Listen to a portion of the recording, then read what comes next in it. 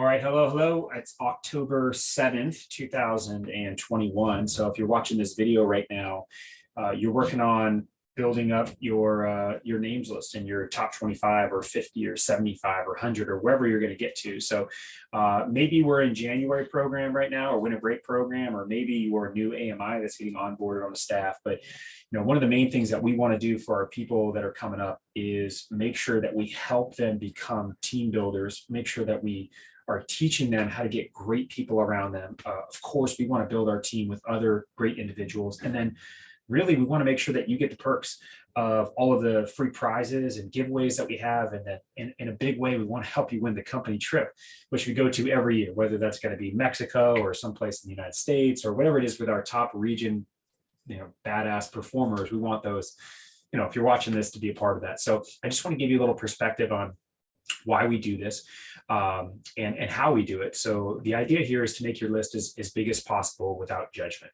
So anybody that you put on your list, ideally they're in an area where they can work on your team, but there might be some that are outside the area. That's not the end of the world.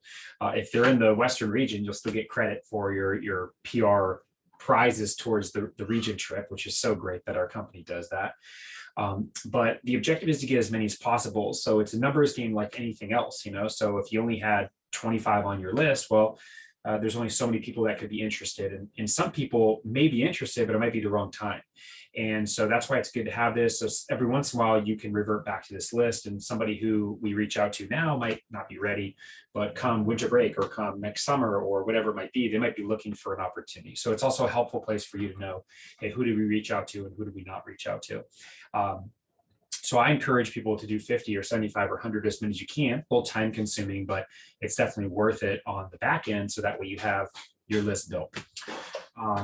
Then the idea here with the three-way messaging is that we're going to create a more comfortable environment for reaching out to people. One of the challenges with our program is we have so many leads that come in with PR recommendations that, when we send messages to them, we have people that are interested, but ultimately they don't know our number. They don't know us, right? So there's always going to be some kind of level of, well, is that something that I should do or not do?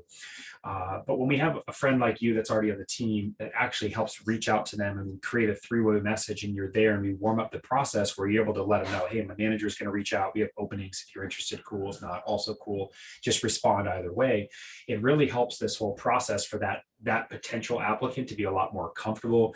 The responses are so positive that way, even if they're not able to work. So that's the idea of doing it this way.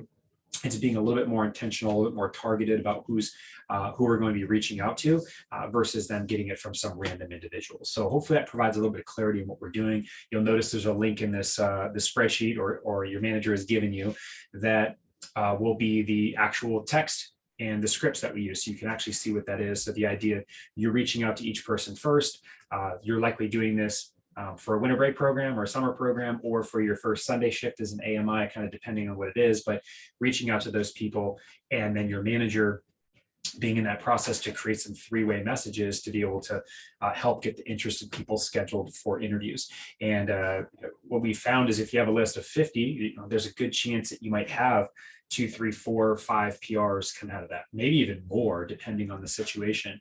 But if you can get to something like a 75 or 100 or even more, that 100 we found for a lot of people is a pretty good sweet spot where it really allows them to make a run over the time for the company trip. So because obviously not everybody's going to work out, not everybody's going to be interested, not everybody's going to need a job, but nobody's offended when they get reached out to and said, hey, we have an opportunity. We're interviewing people are looking for some part-time work, whether it's around school or a break from school or a part-time job or a gig job, something around that they're doing already. So anyway, want to get some clarity on that and why we do it. If you have any individual questions, reach out to your manager, but have fun with it. And just again, don't prejudge anybody. If they're in there, jot them down. You just never know how it could impact somebody. Many of you may know at this point already, if you're watching this video, my story is I'm a PR, and I'm a PR of a guy I went to school with who was a year ahead of me at my high school. And we weren't really close in high school. And I got recommended after he was gone from high school, but I was so glad that he recommended me.